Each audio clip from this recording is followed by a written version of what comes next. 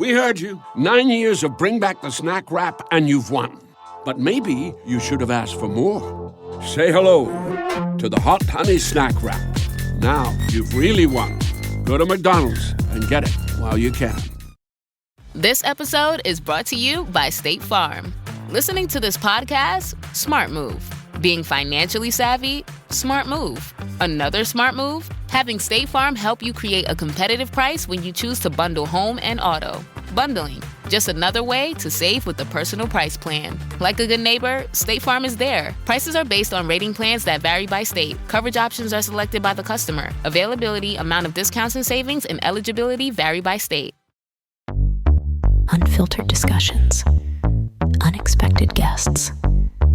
No topic is off limits, from sex and relationships to the human condition, personal anxieties, and so much more.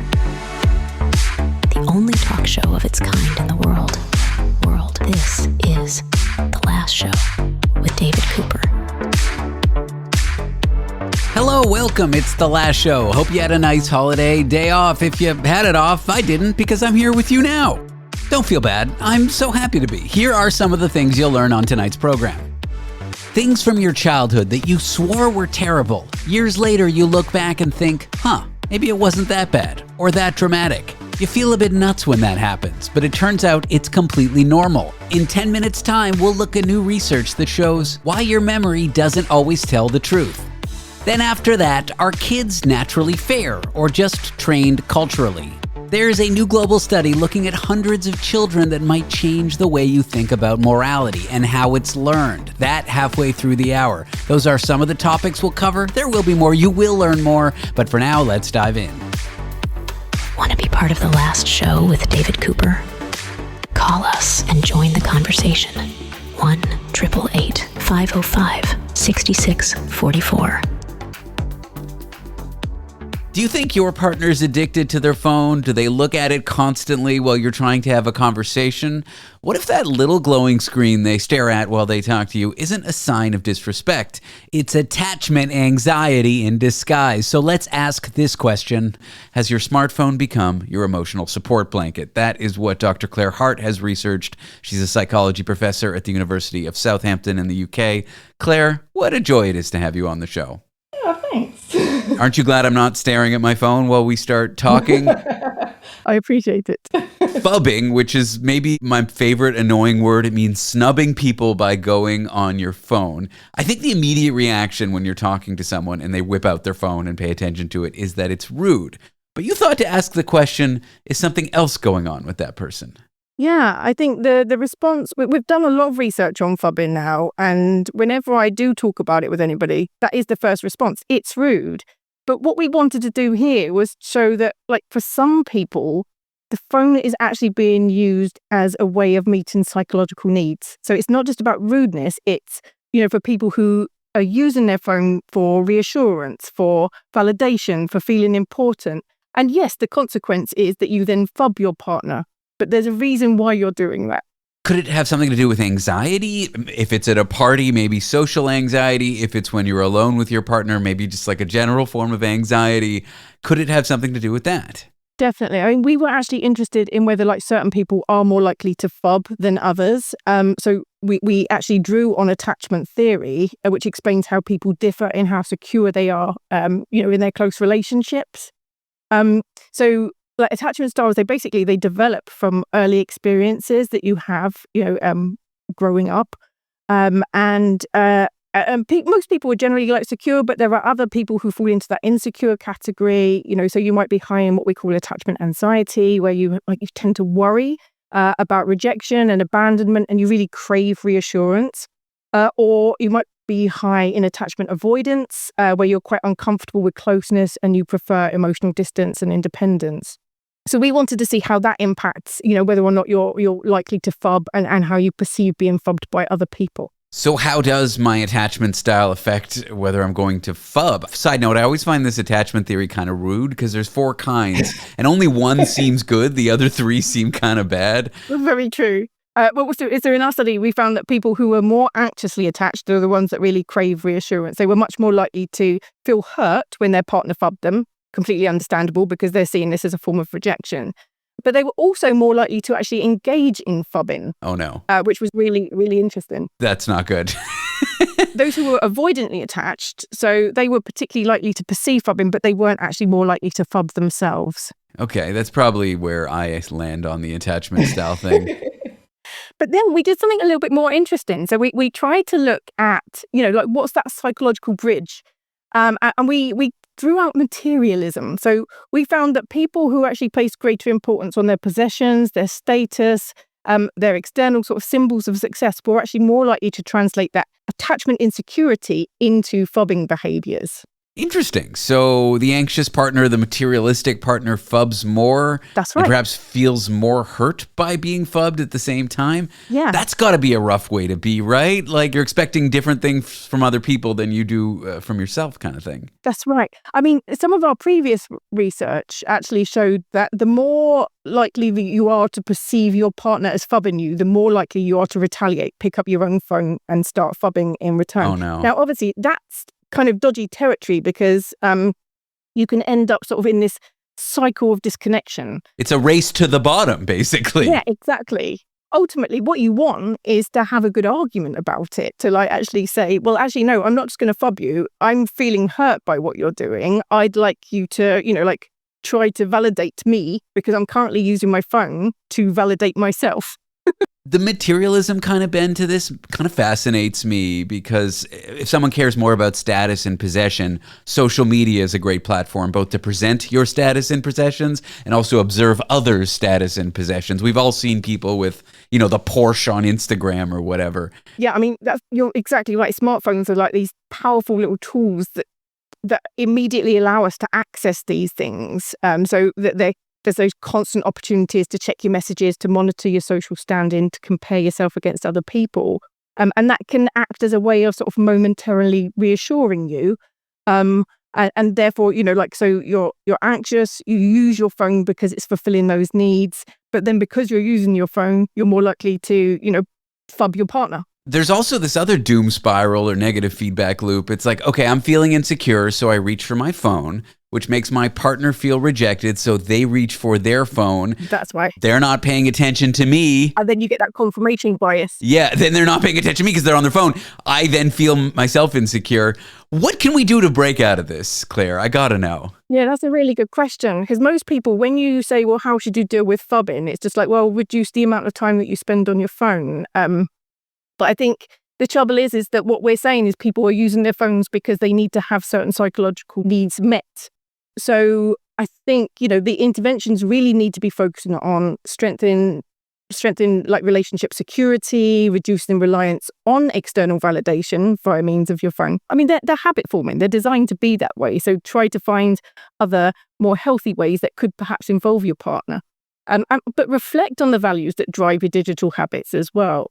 So if you're craving reassurance, ask for reassurance, from your partner. Don't just assume that they're going to give it to you. Just ask for it. I think that's great. Sometimes my girlfriend is like, I like these kinds of compliments. And I'm like, okay, noted. And the next day I give her those kinds of compliments. That's right. Yeah. So have open communications with each other about what do you want from your relationship? I like it because I think the solution, just use your phone less. Like if a couple walked into couples therapy and the therapist just said that, it would really be missing the bigger picture here, right? Yeah.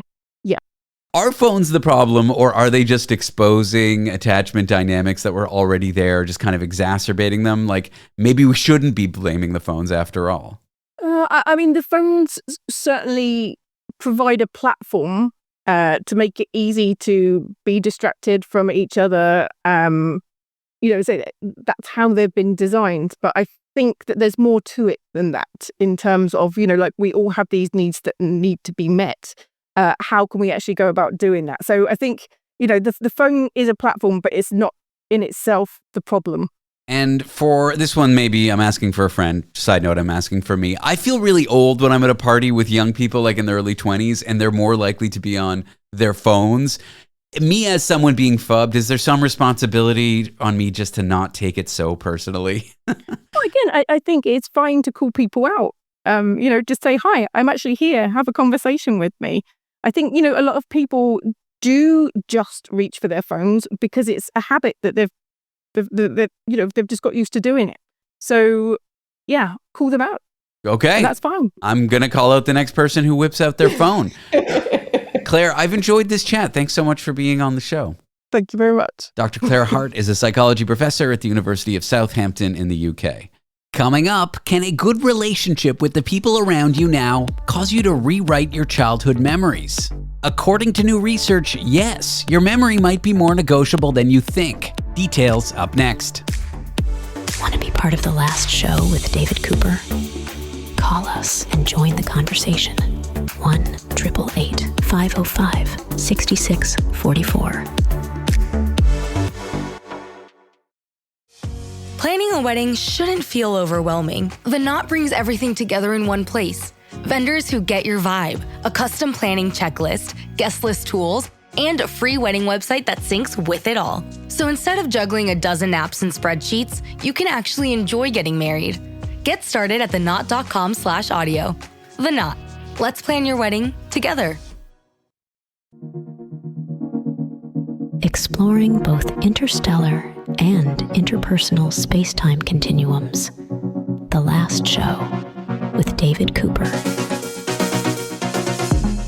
We'd like to think that our childhood and our memories of what happened to us when we are young are locked in stone, a sort of fixed memory of what happened to us. But what if your memories can update themselves based on how your relationships are going right now? Well, that's what social personality psychologist at Michigan State University, William Chopik, found when studying how your current relationships can reshape traumatic childhood memories. Bill, welcome to the show. Yeah, nice to be here. Like I say, I sort of think of my memory as like a hard drive. You sort of store it once, it stays there. It's not this fluid thing that can get edited based on where I'm at now in life. But I guess my view on memory is wrong. Well, yeah, it's not entirely wrong, but there's a lot of things that kind of shape what you remember, how you remember it. I will say it's not even a hard drive in the sense that when you encode the memory, when it first happens, it's imbued with emotion or where you were, how you're feeling. But yeah, it's less so kind of accessing files in a storage system and more that with a combination of also like running it through a filter. And that filter, a lot of things go into that. Interesting. I talk about that a lot in therapy, like this idea that the lens that I have looking at events can change them, even though the events are the same. And if I'm feeling depressed or if I'm doing well in life, that lens kind of changes. Is it more similar to that? Yeah, that's a closer metaphor to what's happening because, you can't change the past. That's set, fixed stone. There's no time machines that I'm aware of. But yeah, the idea is that when you're retrieving these memories, you do so currently. So a lot of the stuff that's happening to you right now will kind of warp, twist, for better and for worse, how and what you remember about the past. Let's talk about your study. So what exactly did you ask people? How did you sort of come to this conclusion? So we followed about 1,000 emerging adults, so like college student age. And we did that mostly because we thought their memories might be fresher, like they might remember it more, things from their childhood more succinctly or, accurately. So for about 2 months, every 4 weeks, we asked them about their adverse childhood circumstances. So things like did they feel neglected or emotionally physical and abuse and sexual abuse, and also just feelings of neglect and kind of, just really, really tough circumstances from people's childhood. And we found that even though a lot of these experiences happened really recently, like I remember thinking of an experience like 3 years ago, you'd think that you'd remember that pretty crystal clear, but it turns out that their memories did shift over time. And one surprising thing from the study was that these things are really, really serious. They're also locked in the past, but then you ask people multiple times and they give you different answers about what happened to them when they were younger. Now, is it like significant others that can shift this? Is it friends? Is it parents? Like what relationships that are going well in my life right now might sort of make me, soften my past if I've had a particularly rough one?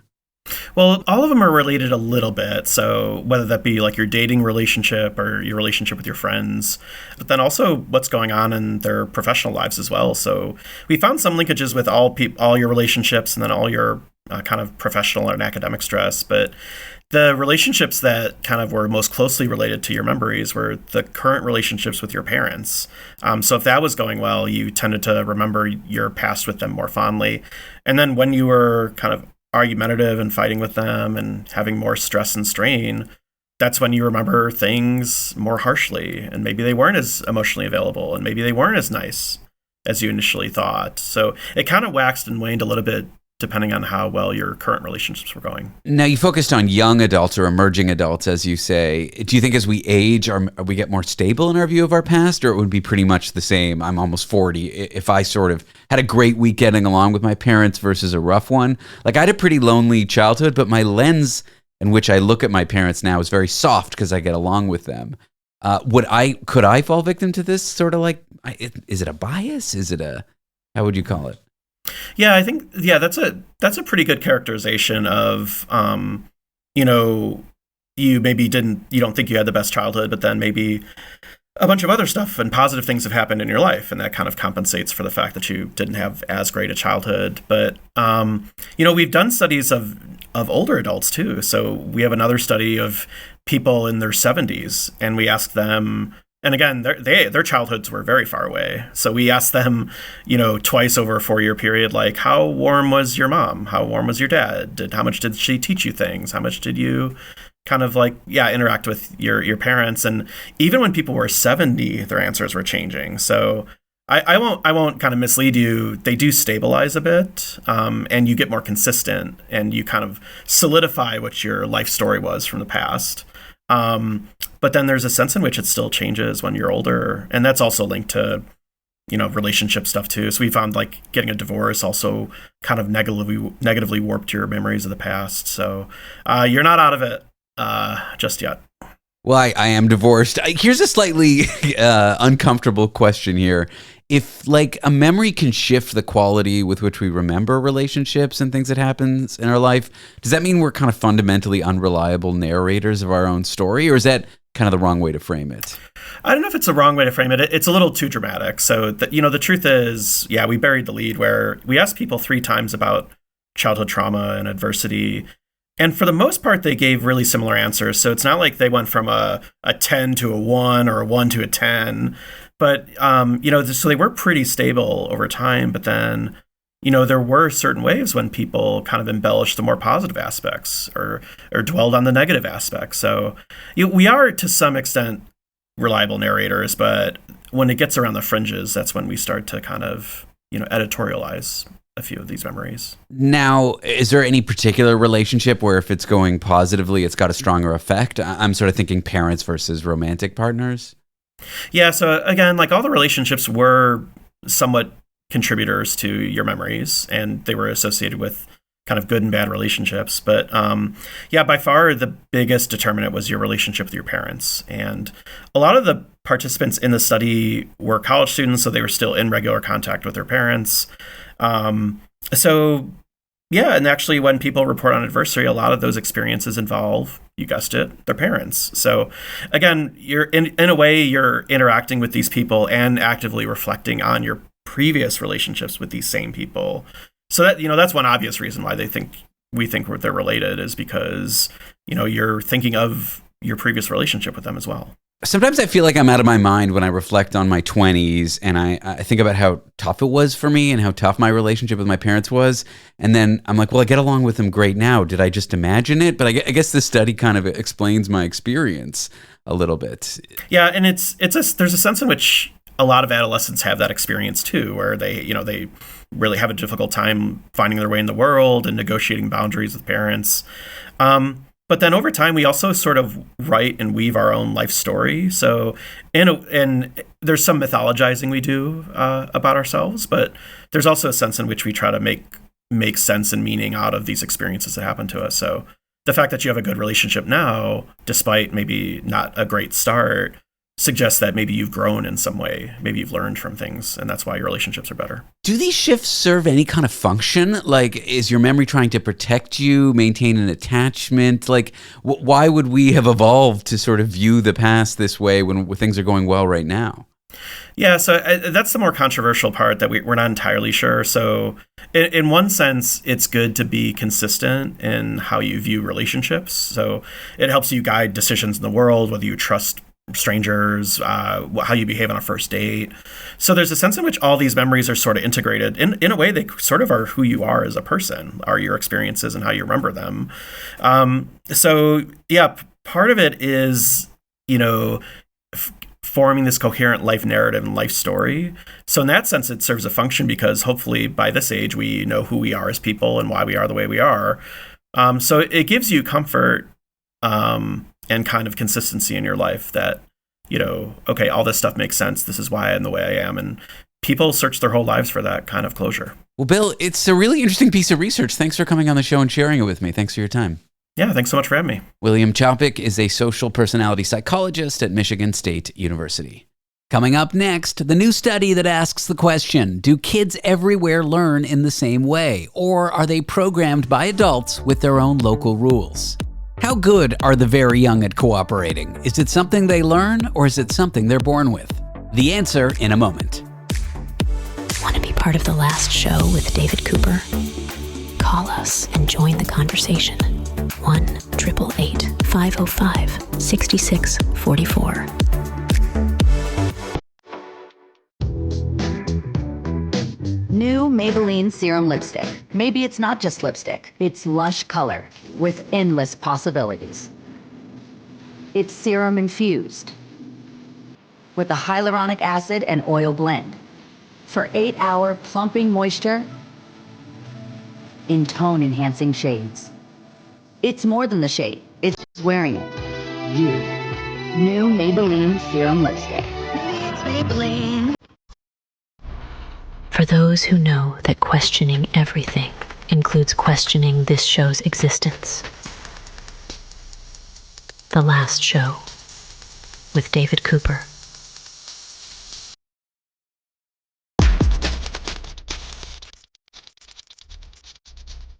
Many of us believe kids naturally grow into being good people, but what if what counts as good, fair, honest, and cooperative depends entirely on where you're growing up and who's watching? What if kids don't naturally cooperate all the time? Well, that's what we're going to discuss with someone who's researched this. She is a psychology and neuroscience professor at Duke University, and her name is Dorsa Amir. Dorsa, welcome to the show. Thank you for having me on. I sort of picture moral development, and I assume that kids are on this universal path to it. I'm sure some kids will stray because of environmental factors, but that there's this innate fairness and sharing vibe that we all have. Does your research basically say not so fast with my point of view? Well, it's interesting that you should ask that, actually, because it's a little bit of both. So my background is in psychology and anthropology, and I've always been really interested in how culture shapes people's behaviors. And in this paper that recently came out, we really wanted to investigate this exact question. What aspects of the development of cooperation are consistent across really diverse cultures, including hunter horticulturalists in the Amazon and our very nice neighbors up north in Canada, across 5 different countries? And what are the aspects that seem to vary? And we find a little bit of both, actually.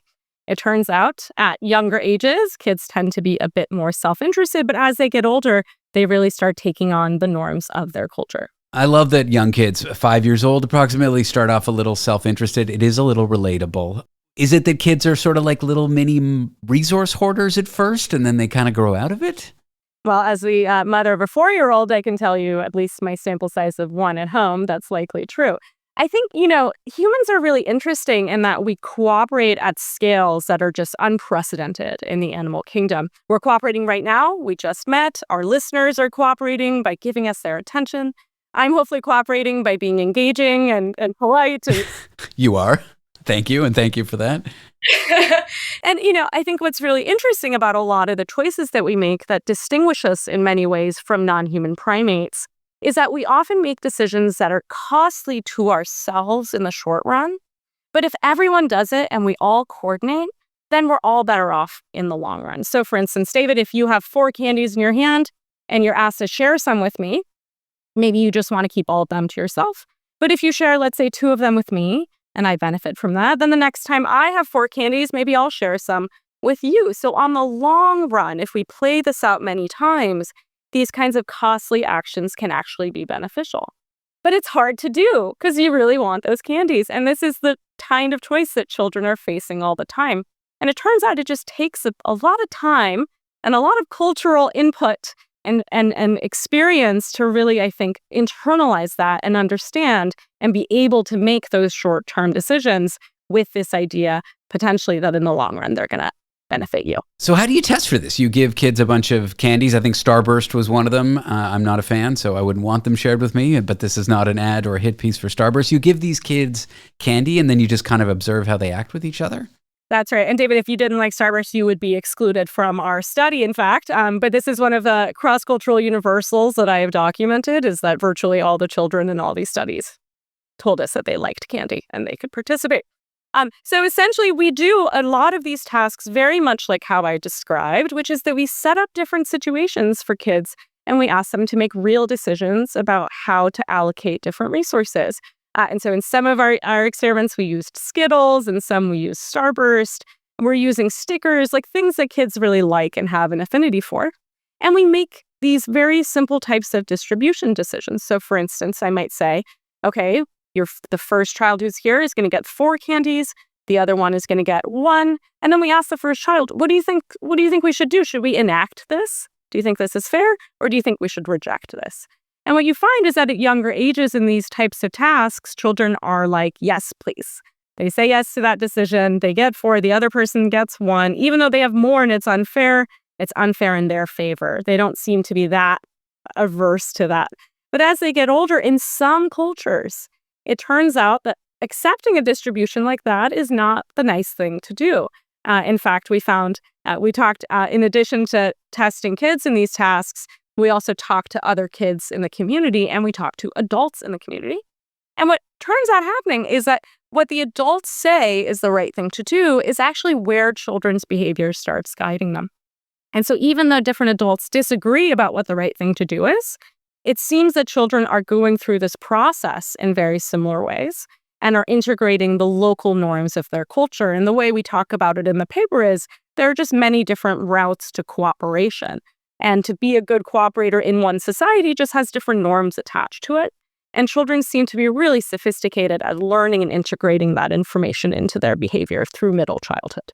I've thought of fairness as this sort of gold standard for being morally good, but are there different forms of cooperation and logic here that are equally as valid that you observed in countries that maybe aren't, North American? Yeah, this is so interesting, this idea of fairness. So we all, I think, share this sense that some things are unfair and some things are not, but it turns out that this is quite culturally variable. And I and my colleagues and lots of other researchers in this field have published and experimented in this space of when we say something is fair, that's actually often a culturally constructed idea. Fair is not fair everywhere is another way to put it. And so what we really wanted to do in this study is take those cultural assumptions out and just, again, instead of testing kids and coming back home and pontificating about what they did, we really wanted to contextualize what we were seeing in their actual communities. And so we had participants and researchers and children and adults of all ages tell us, and we had these interviews where we explain the situation, and we really wanted to learn what they thought. And what we found was that, the American concept of fairness, for instance, that it's rude or unfair to accept having more than someone else, that itself seems to be something that's culturally variable. Did the kids know they were not doing the right thing when they chose not to act fairly, at least by their local cultural standard, and they did it anyway? So this is one of the interesting things we found when we compared what children did to what other kids in the communities said they should do. And so what we find is that in 4 out of the 5 places we looked, a lot of people endorsed what we call the costly norm. And so in this case of fairness, it would be rejecting having more. And what's interesting is that in the cases where the costly norm exists in these 4 countries, children are able to, at young ages, actually tell us that that's the wrong thing to do.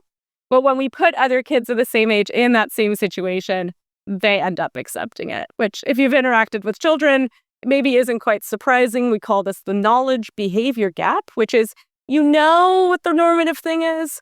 It's just hard to do it and you just don't want to do it. Could this be the birth of guilt? Like, could this, if you were to study how guilt shows up at these young ages, I wonder if there's any overlap there. There actually is overlap. Great question. Yes. So we do see emotions that are related to morality, things like guilt and shame, also pick up steam right around the same time that these norms are really being internalized. And we describe in developmental psychology this period of middle childhood as kind of this revolutionary period for moral development. It's when you really start integrating all these really interesting other things, other people's perspectives, their payoffs, what people might think about you. The idea of a reputation starts to be born around this time. And it's really interesting to see that these types of patterns and processes are somewhat consistent across wildly different environments. Bottom line, one takeaway, what can we say from your research about morality and whether it's learned in kids or whether it's observed in the adults that they're around? It's a little bit of both. Maybe that's not so satisfying, but... No, it is. I think it's a fair conclusion. Anyway, well, thank you so much for walking me through your research, Dorsa. Thanks for being on the show. Of course. Thank you. Dorsa Amir is a psychology and neuroscience professor at Duke University. Have you been enjoying this program and want to see video clips of it? Well, I've got news for you. The Last Show is on social media. Watch me asking some of the smartest people you've ever heard some of the stupidest questions we can think of. To watch those videos, give us a follow on any of those social media platforms like TikTok or YouTube or Instagram. Don't know why I said it like that. Our handle is lastshow.pizza on those platforms, and give us a view, a like, a subscribe. Follow lastshow.pizza on your favorite social media app. In just a few moments' time, neighbors. Are you a good neighbor? Are you friends with your neighbor? Should you leave your neighbor alone, or should you be buddy-buddy with them? People have different opinions on this one. What's yours? We'll explore those questions in a moment. Want to be part of The Last Show with David Cooper? Call us and join the conversation. 1-888-505-6644. Time is valuable. That's why Lowe's Blueprint Takeoffs turn blueprints into quotes faster. Bring us your plans, and we'll generate itemized material lists to make quoting easier so you can get back to building. Plus, at the Lowe's Pro Desk, you get access to thousands of building materials not sold in store. And when your order's ready, we'll deliver everything to the job site. Improving is easy at Lowe's. Keep listening to The Last Show with David Cooper, because the alien invasion can wait. The Last Show with David Cooper. Should you be a good neighbor? Should you get to know your neighbors? Just look at the Bible. It says be a good neighbor, probably. I don't know, I haven't read it, but we're here joined by Brad Smith, the host of No BS with Brad Smith on Chorus's radio network, to discuss just this.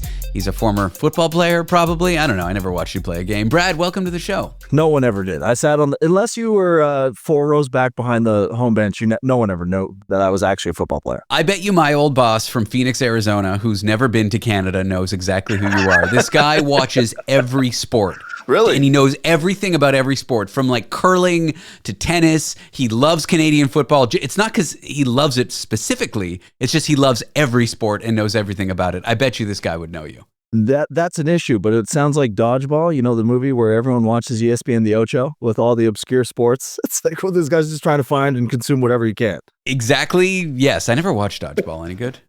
What? I'm sorry, man. Okay, let's get to the topic. Before we get off topic, you can't get off topic without being on topic first, Brad. Yes, sir. You confessed to me at the commercial break that you've never befriended a neighbor, ever. Not once. Not once. That makes you a piece of you-know-what. Why not? No, I think I'm a really good guy and I'm great to people. It's just I never want people in my space or my privacy or knowing my things. I've lived in a condo building that was next to a guy I went to high school with, and I didn't talk to him for 3 years. What's wrong with you? What if there's an emergency? What if the upstairs pipe breaks and you're out of country or something? Here's the thing. My ADHD doesn't let me tolerate small talk sometimes, which is so ironic. And I just don't want to get into that casual conversation in the elevator, in the hallway. How are you? I don't know what it is. Doesn't fulfill me. And it makes me kind of like agitated. So I just kind of like pick and choose my spaces. But like I moved into a house here in Toronto, which is like an old brownstone, like they got in New York, split into 2, right? I love the person on top, but that's because we never talk. I've got this all mapped out for you. First of all, you should talk to your neighbors. And second of all, you got to get better about setting boundaries with strangers. Like if in the elevator, Susie and Bob want to chat and I'm in a rush, I say, hey guys, I'm really happy to see you, but I'm in a rush. I can't do small talk today. Why can't you just say that and then you can also be friends with your neighbor? What if you have 20 floors to go down? That's a long time to say I can't talk and then sit in the corner and just kind of be awkward. You have to use passing gas as a form of aggression in the elevator. I've done it. Too late. That's my go-to. Look, I love befriending my neighbors because like then I feel like I have someone to call. Like if there's an emergency and they need to check on my cat or something, I like giving a neighbor a key just in case they need to get in there and help out with something. Yeah, why not? You're full in. I'm in. But I haven't always been the best neighbor. Okay, well, see, like, if someone asked me to do something, like if Kelly upstairs asked me to do something, I'll do it. Anything that she wants. Maybe not in that moment, but I'll definitely do it. But I don't know what it is, Dave. I just don't want, my privacy is like just so important to me. I think it's because I grew up in a really small town where the houses were actually like an acre away from you. So there was never like a situation where you walked over unless it was a best friend on the street. So I just never acclimatized to the city life, I guess. I once had a break-in, okay? And so I lived in San Francisco and the area was like gentrified. In my building, mostly yuppies. I worked for a tech company, but one of the tenants who was rent controlled had been there for like 40 years. This guy named Milton, and I love him to death. Yeah. And he was not like these yuppies, okay? And I was Milton's good buddy. We would talk, we would have coffee, this, that, and the other. One night we had a break-in in our unit. The guy kicked in my back door. I was zonked out on sleeping medication. My girlfriend confronts the intruder with a stool over her head. Okay, she's like 2'8". The guy like runs out. He was just like a guy who was too high, I think. He wasn't really looking for hurting anyone or anything. Just having a good time. Just having a good time screaming.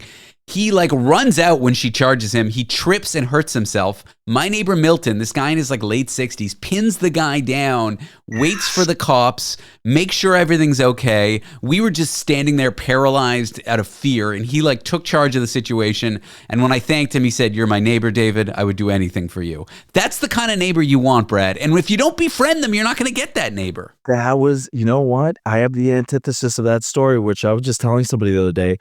I was watching the Olympics. One of the guys calling, his daughter went to, calling one of the games, his daughter went to university with me. They lived in co-ed dorms in first-year university right beside me. And you could have never met her and her roommate, two girls who hated me more as a human being. Like they, and then ever since first-year university, which was my first integrated with boys and girls, I don't know. Just don't know. Just stayed away. Can't do it. I don't have a Milton. I need a Milton. I thought there was some story where there was like a break-in in their dorm and you just didn't help them. I thought that's where you're going with that. No, I would have been asleep, not on sleeping pills. I would have been like, meh. I've also like flooded my downstairs neighbor's apartment. Have you? My shower pressure wasn't working, and so I decided that I could be a DIY plumber. And you know, like the lever that turns on the shower, there was like a little screw, and it was really hard to get the screw out. And I'm starting to realize maybe that was for a reason. So I start like taking it apart, thinking I can fix it. My shower explodes in my face. So much water is gushing out. The drain can't keep up. It starts coming down through the floor. I throw on a bathrobe, but I don't really close it. So I'm kind of like naked, but maybe exposed. And these two poor girls downstairs, I'm like banging on their door. I'm like, you better get a trash bin. Water's going to come in through the ceiling. I'm naked. I think they can see all of me. They're like, what is happening? Anyway, I help them. The water gets collected into a bucket. The whole building gets flooded. And then I told my landlord my shower just exploded in my face, which is partially true. See, this is why I don't have neighbors. I just avoided two of the worst stories I've ever heard in my life. How I got that security deposit back, I'll never know. I just want to, you probably shocked those girls for the rest of their life. Well, me and the girl always had like kind of a flirtation, but you know. Oh, okay. So it was planned. Hey, what's up? What's up? Yeah, I don't know. My stuff's upstairs broken, as you can see from the water running down the back of your hall. But can you just take a look for a second and breathe David in? I think there was so much chaos going on with water gushing through their light fixture that maybe they didn't notice. Isn't there a joy in being a good neighbor, like a sort of charitable joy, like helping someone or giving them? You've got too many cookies, you give them some cookies. Listen, I mean, I'll shovel the walkway and the sidewalk. No, like, you know, I won't even think about it. I'll take out the garbage if it's like sitting there and it's full and it's not mine. But I don't know what it is. Like, okay, here's the actual fact. I've lived in condos my whole life, so you never hear anybody.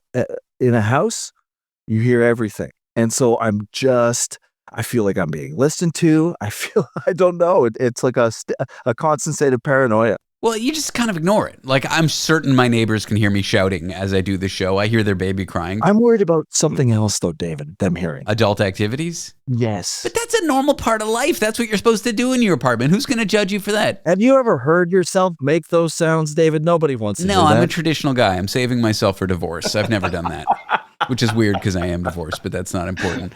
I wish you would at least try to have, what about like a nice dinner with your neighbor? During the pandemic, my neighbor and I would just have dinners with each other because we couldn't hang out with anyone else.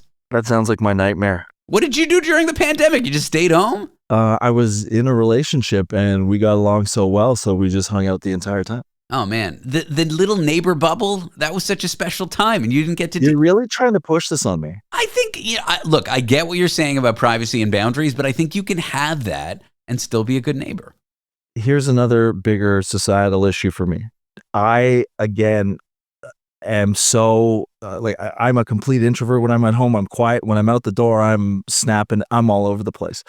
When I come home, I just want to be that kind of quieted down version of myself. You're an introvert extrovert, I guess. So if I was with a neighbor, I would interact. I can't be quiet. I would go to that extrovert, and it's just a lot of energy. Yeah, I mean, I think neighbors get it. Like, I'm insecure, David. Look, I am like that too. There are moments where I wake up and I'm feeling agoraphobic. I don't want to see anybody. I don't want to experience the world. I don't want people to even know I'm alive.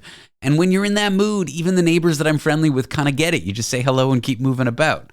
Oh, see, I don't like being not the best version of me. I don't know if that's an insecurity or not, but I always am. When I go to work, when I'm at a building, when I'm on set, I'm always consistently at a level or above that, never below. Here's the difference between you and me. I've been in therapy twice a week for the last 15 years.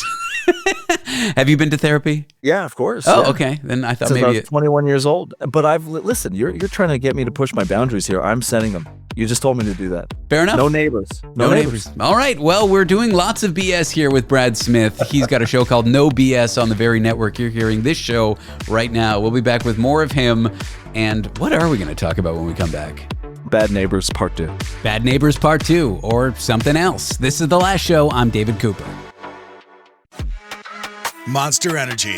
Everybody knows White Monster, Zero Ultra. That's the OG. It kicked off this whole zero sugar energy drink thing.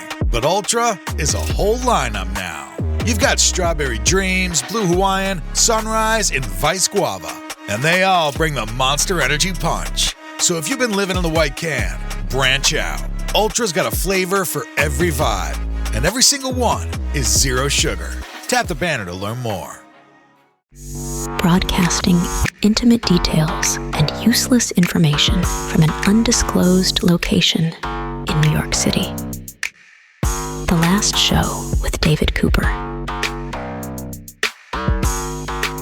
Is it rude to ask your neighbors to turn down their music, especially when they're blaring it at hours where it's okay, like during the day or not so late in the evening? That is what we're going to discuss here with Brad Smith, a radio host, a former football player, a handsome man, and a man who generally does not like his neighbors. He's got a show on the very network you're listening to this program called No BS with Brad Smith. When does that air, Brad?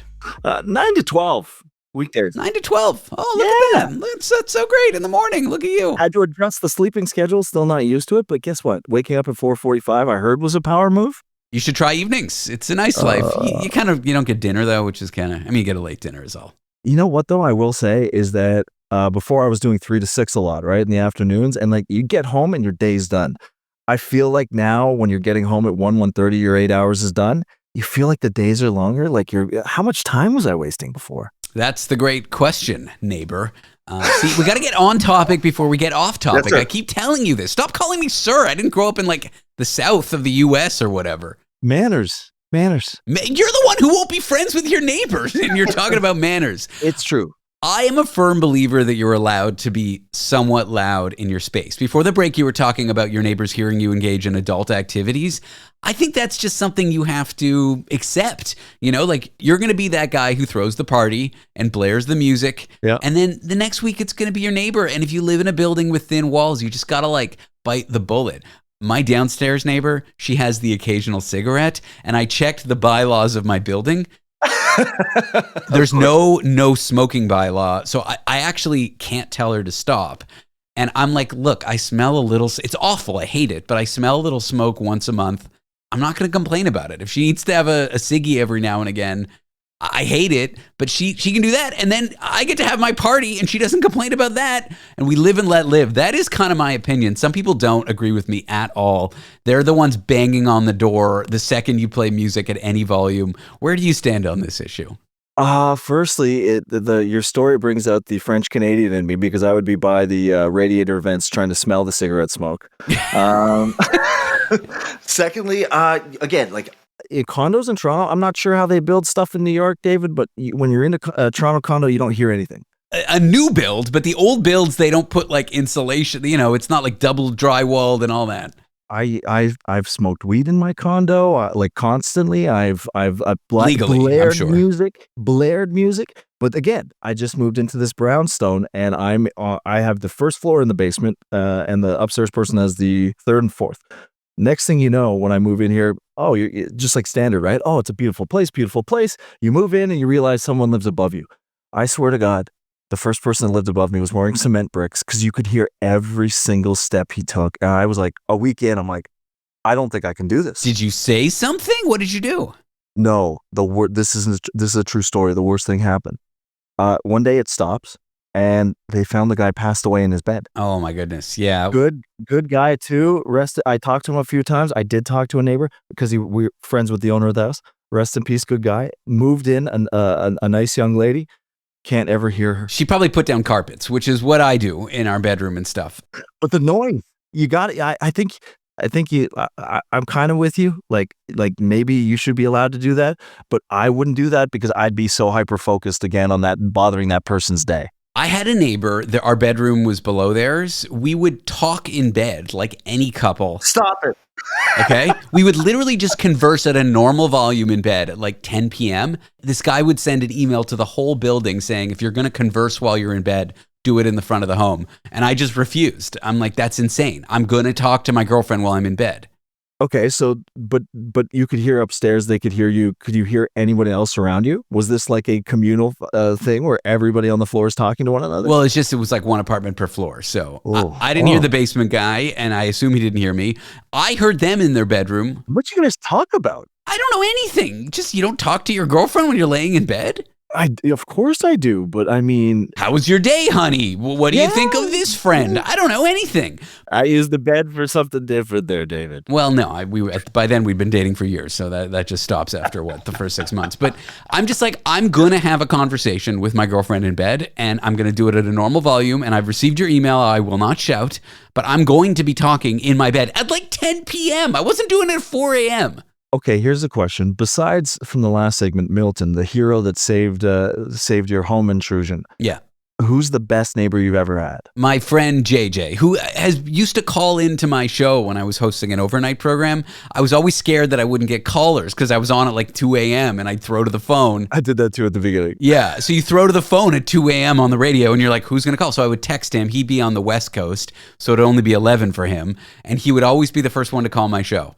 That's the power of a good neighbor. I was just getting my start in radio. I was terrified, staring down the barrel of a 10-minute call-in segment, not sure anyone would call, and wanting someone to seed the segment. And every night it's like, hey, it's JJ. Here's my thoughts on your topic. But that was after I moved out. When we lived together, he was my COVID neighbor who we would have dinners with. His son and him would come over. We would cook. He would cook. We had a nice little bubble. He was by far the best neighbor. You're starting to convince me a little bit. I feel like I need to branch out here because you know what? I feel like I got so much to give. Yeah. Be a good neighbor. Doesn't like the Bible say something about that? Don't you read the Bible, Brad, every night before bed? I do. Me and Jesus are close, but here's the thing: is that I have this thing. And I do it often, probably like once a week, where I do smoke weed and I play Nintendo Switch. Now, that is very juvenile, but when I do it, I turn off the Nintendo music and I blare my playlist on the loudspeaker. But once it gets to a certain time, then I start getting all self-conscious that I'm just ruining their day. Like, there's nothing worse than when you've had like the worst long day, you've worked hard, and then some guy downstairs is, blaring Rage Against the Machines. I do karaoke when I throw house parties. Do you? Yeah. What's your song? Oh man, I do country oldies. I really suck the energy out of the room. I do show tunes. Cats, My Fair Lady, Little Shop of Horrors, Suddenly Seymour. You tell people before? No, yeah, I mean, yeah. Like, no, in your building that you're going to make noise. No, I don't. But I'm like, look, my friends are screaming at 3 a.m. I do it once every 3 months. Just deal with it. And then when your friends are screaming at 3 a.m. once every 3 months, as long as it's a weekend, who am I to complain?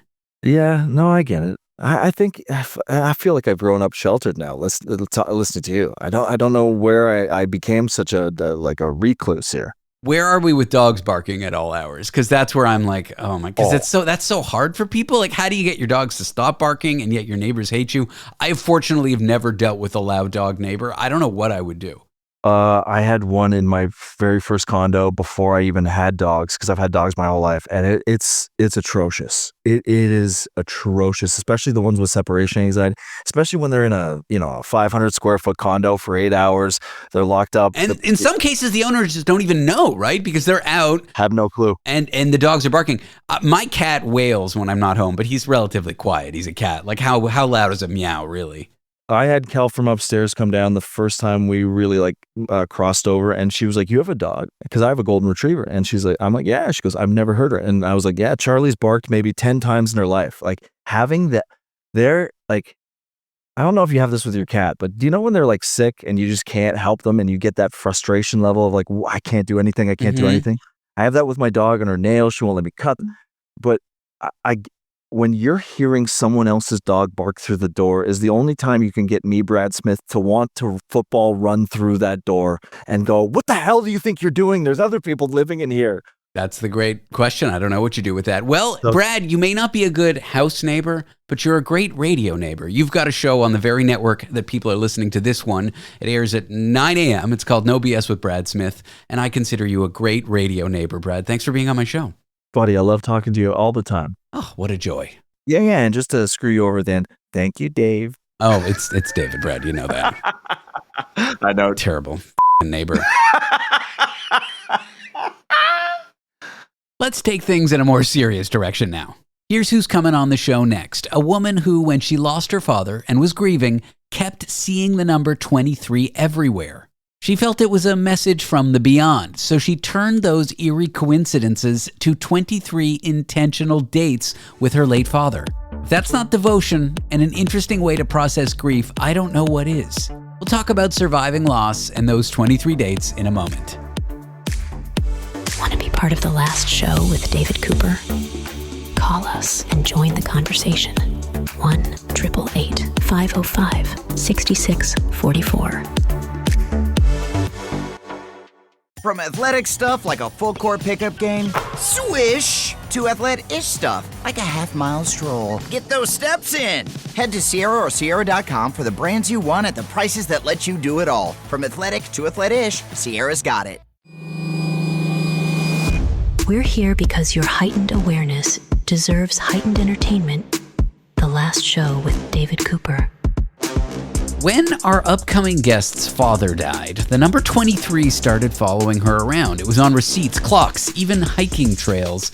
So she leaned in and planned 23 dates with her past father. So we're going to talk about what grief can do to you and how you can get through loss. I am here with author and a mental health and disability researcher at the University of British Columbia named Dr. Corey McAuliffe. Corey, welcome to the show.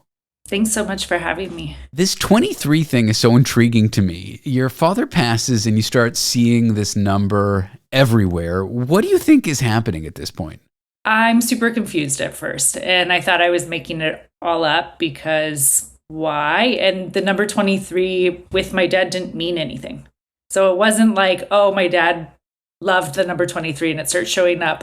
But I start telling people about it, and the amount I see it, so people will say, oh, it's like the new car effect. Like, you want to buy said car, you start to see it everywhere. And I was like, sure, multiply that by 23, and that's how much I'm seeing this number. It's everywhere. So sort of like a confirmation bias. Like you might subtly be looking for the number and then you find it more, but you think it's happening even more than that. It felt like that, yes. So I'm a skeptical person, but I also am like so interested in those who kind of believe in things that are greater than us.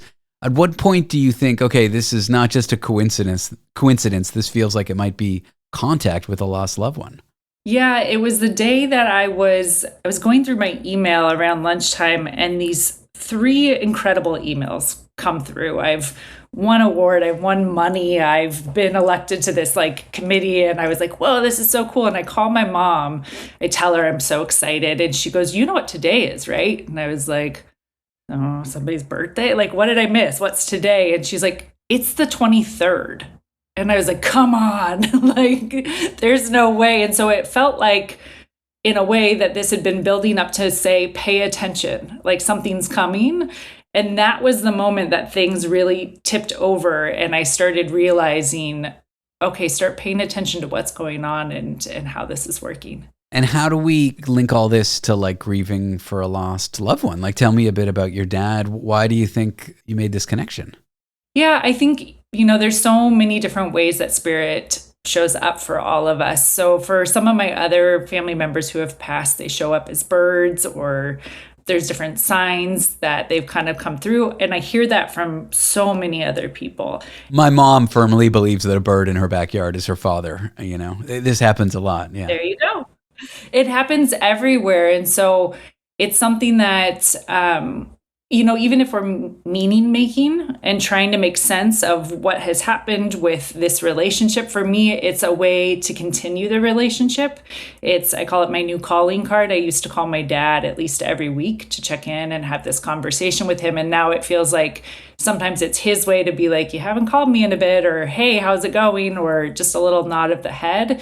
And so it also is a way to guide me around in the world and to get to try different things and to see what our relationship would look like after he's passed. So it's a really big component of not saying that just because someone's died, it's over and done and they're gone. We say that a lot. I lost them. They're gone.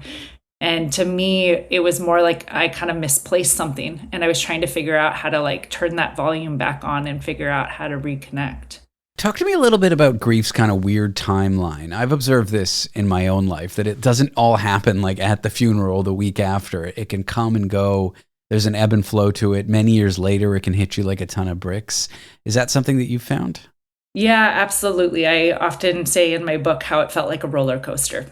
Like, you're exactly right, kind of that sometimes you're gliding along or you're kind of going up the hill and it's like, yeah, I'm chugging. And then all of a sudden, whoosh, it just hits you. And so that, I think, if people are interested in looking at the book, is how the 23 dates play out as well. Some of them are so emotional and vivid and raw and just kind of gut you.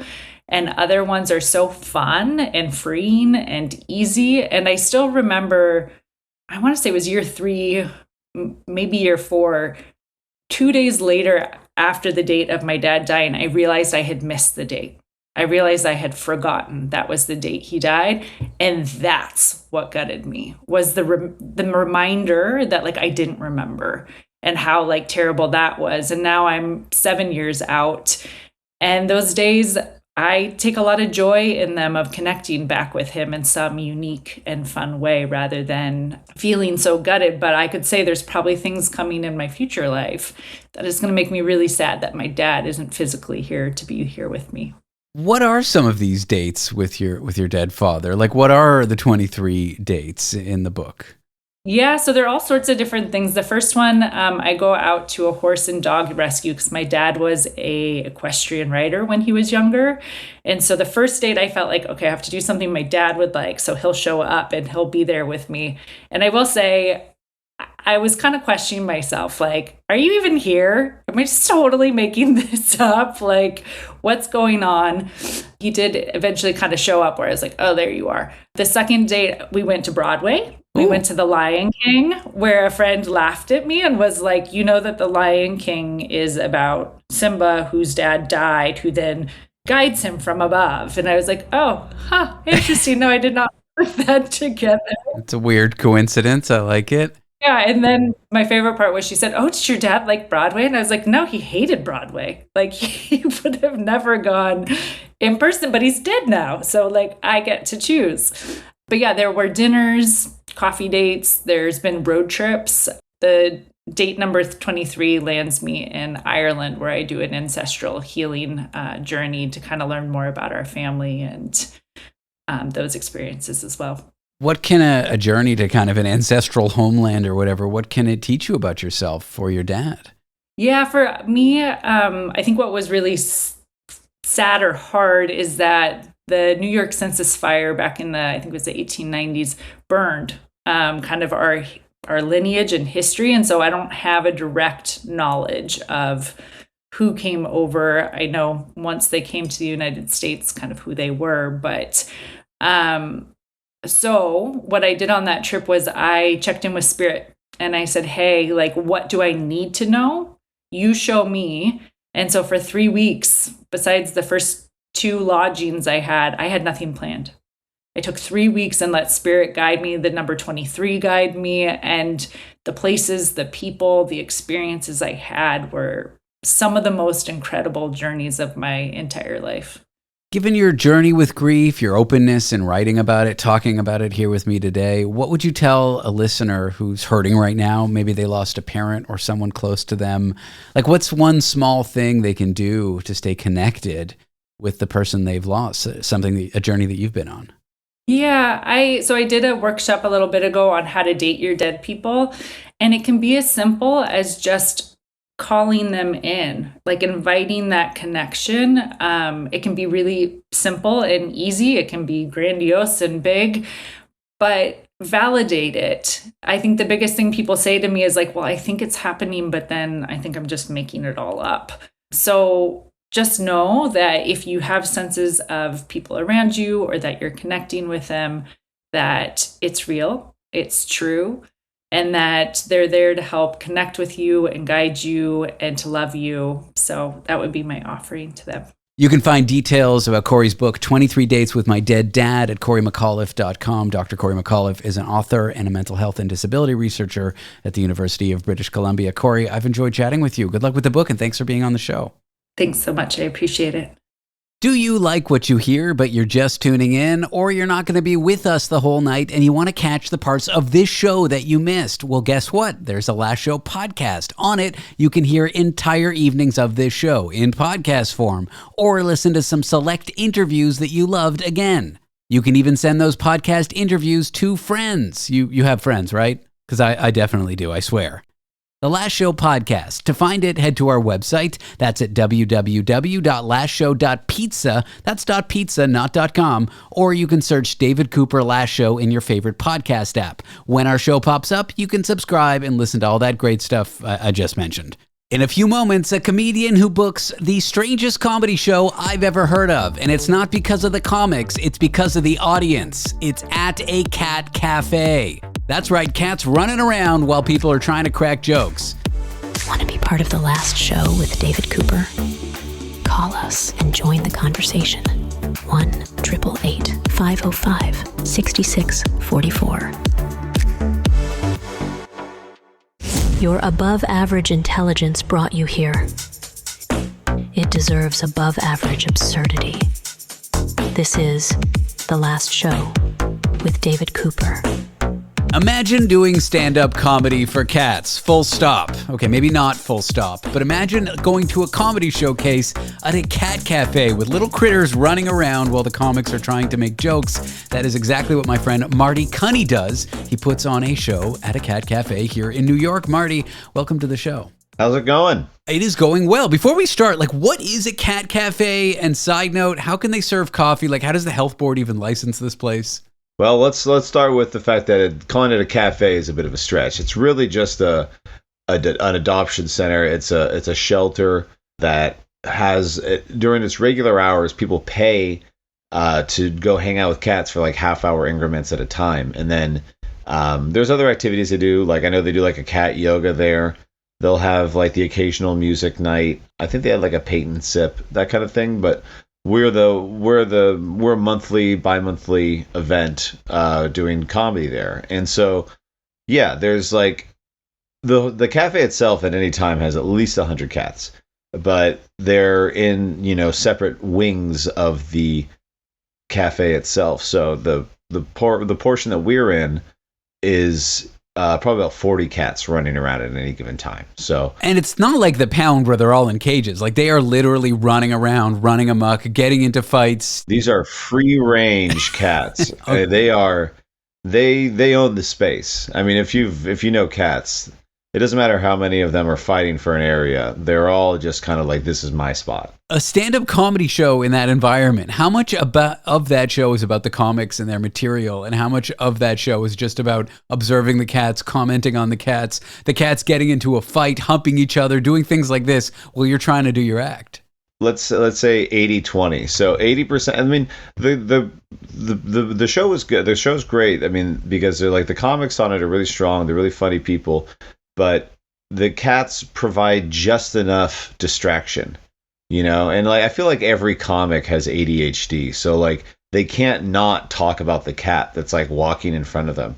I mean, I do my best to pick up every cat and talk to them. I had one time 2 cats fighting behind me during my set, and it's like, well, we're done with jokes now. We're gonna talk about the cats fighting behind me. Was it like a play fight, or was it like a full-on like 2 tomcats with the rear and things like this? Oh, I mean, there were some noises for sure. I couldn't have gone around that. I mean, it takes very little to distract people with cats, right? And so, even if it wasn't a full-on fight, it would have been pretty distracting. But this was a pretty full-on fight, and they were like on like a ledge too, so it was high stakes. It felt like a movie. Do you get to know the kitties that you're performing with, like week in, week out, or do they get adopted? I do, because I run the show. I'm there like every month, and twice a month usually, and so I see a lot of repeats. So I get an idea of who's like a real trouble starter, and who would be fun to bring on stage because they're not going to scratch me.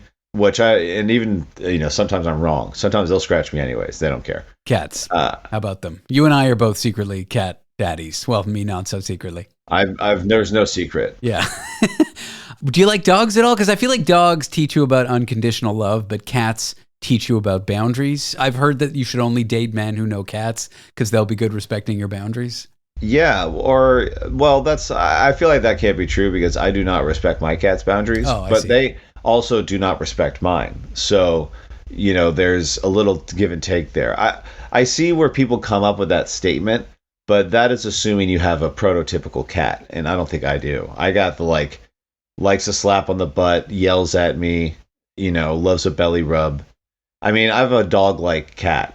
I like dogs, but I feel like being a cat sounds more appealing, and I'm trying to learn from my cats and how to be more mean and cantankerous, but still have people love me. Now, back to the show. Have you ever had like a success story where an audience member was so captivated by a cat that they saw while performing that they went and adopted it?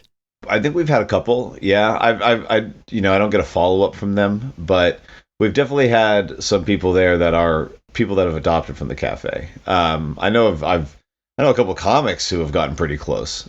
Oh, interesting. We met because I used to do stand-up. I was terrible at it. Still am. Don't do it anymore. But crowd work always used to stress me out. Like if there was someone in the audience who really was begging to talk to, is that even the right way of saying that? Yeah, it would always stress me out. How am I going to do a good job with that? I couldn't even imagine adding that new element of crowd work with a cat. What are some of the things you do with the cats during the shows? Well, you got to remember too, the pressure almost feels lower there because everybody's so on board with the concept, right? Mm-hmm. Everybody is there because they love the idea of a cat comedy show. And and I always say guys, don't worry. At the very worst, you guys get to hang out with some cats. At the very least, I mean, sometimes people don't really do crowd work to the cats. One of my co-hosts, he literally just makes baby noises at the cats for almost a minute and then just goes back into his set. I mean, and it's fine because it's everybody's distracted too. Why shouldn't the comics be distracted? Why shouldn't we all be on this board? I mean, because that's part of comedy. It's just everybody kind of being on the same page, everybody being in the same room on the same energy. So the people kind of get on that same page, they're okay with what you do. And I think as long as everyone knows, we're here because we love cats. Just love the cats, have fun with them. Although I will say this, it is very fun when I occasionally book someone who does not like cats. Okay, what's happened with a comic who can't stand cats? I wouldn't say he couldn't stand them. He's more afraid of them. And even better. So the cats would be sneaking up on him during his set and he would be freaking out. And it was very funny. And he was trying to understand their behavior and was just flabbergasted by it. And he legit seemed pretty freaked out when one of them jumped up on the thing behind him. And he had kind of a jump and a yelp. And that was... Although and then occasionally I will book comics who don't tell me until after the show that they're allergic. Are they like sniffling the whole time? Yeah, they're like, I gotta go. My throat's starting to close up. I'm like, why'd you book the show, you dummy? Or tell me that ahead of time, so I know to get you out of there quickly. So the two that fought behind you, that's high on the list of unforgettable moments. Have there been any sincere moments, sweet moments, where a cat just nuzzled up into an audience member and fell asleep in its lap or something like that? Oh, absolutely. I mean, they're doing that constantly. I mean, they'll nuzzle up and chill. A lot of the audience members will have treats too, so like the cats will run up to them. Bribery. There's like it's mostly like seats, but there's like kind of couches in the back where the cats like. The funniest is when I walk in and in comedy you want people sitting up close, but because the cats decided to take over two of the chairs in the front row, it's like, well, those are cat chairs now, so you have cat audience members instead of people, and they don't move because they don't care. I know the feeling. Or like a cat goes on your lap, falls asleep, and you can't get up or you're going to get scratched. Yeah, and so some people will be stuck during the show like that too because the cat's just there now. Does performing comedy in what feels like a maybe adversarial environment, at least in the sense that there's so much distraction all the time, does it help you grow as a comedian? There's your deep question for the interview. Absolutely. I mean, I've always been at the forefront of producing as much chaos comedy shows as I can. I used to produce, there's this the typical chaotic comedy show is like your bar comedy show where it's just a bunch of drunks who might yell at you, who might like come in and like try to say stuff like, that's the usual chaos. I like to introducing new elements. So like this is a pretty chaotic show. My first show I ever produced was on board a train in San Francisco. I remember, like on a city like bus. It was on on the tracks. It was one of the trams on the above ground, and so that's chaos because the thing is moving. There's distractions outside. You're driving through the Tenderloin in San Francisco, which is a pretty dicey area to say the least. Rough neighborhood, yeah. And so it's teaching. I think comics, they're up there because a lot of them naturally have funny things to say, but we often get into this mode where we want to be so rehearsed and we want to get these lines out. So like something like this kind of forces you out of your shell, forces you to be like, I got to react to this thing in the moment. Like there's two cats fighting behind me, I got to talk about that. Marty, where can people find out more info about you? On all social media, it's Marty Cunnie Comedy. OnlyFans, Marty Cunnie Comedy, that kind of thing. You are on OnlyFans, and I love that you buried the lead there. Marty Cunnie, a comedian in New York, here with me. Marty, it was a joy having you on the show. I'm coming to your next cat comedy program. You better. Show, something like that. Coming up, why on some days your brain works great and others it doesn't work at all. Well, a new psychology study reports how mental sharpness can make you more productive. Being mentally sharp means 40 minutes more work during the same amount of work. Well, how can you be more sharp? We'll tell you that up next. I'm David Cooper. This is The Last Show. When the day is done, we're just getting started. The Last Show with David Cooper.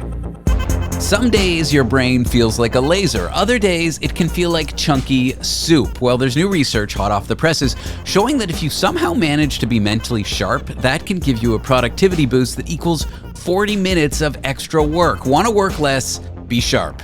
Let's talk about how. Here with Cendri Hutcherson, who's a psychology professor at the University of Toronto. Cendri, welcome to the show. Hi, David. Thanks for having me. It's kind of a vague description, mental sharpness. Yes. What does that mean in like psychological terms? That's a great question. And to be perfectly fair, we're not 100% sharp on what mental sharpness actually is. All we can do is we can measure something and we can call it mental sharpness. Let me tell you how we do that. There are, in psychology, a whole bunch of tests that we give people. Making little judgments about what a word says. Some of those are things like trying to stop yourself from doing things, like you're going on pressing a button and then we say, stop, and you're supposed to withhold a response. There are all these kinds of tasks that are generally thought to assess something about cognitive function. Many of them are thought to assess specifically your ability to deal with hard stuff, to control something about what you're doing or saying. So we gave people a bunch of these tasks that we asked them to fill out every day. And then we use some super fancy computational modeling to decompose those tasks into a number of different metrics, one of which we end up calling mental sharpness. And I end up thinking about this mental sharpness as simply how well the brain processes information quickly and accurately.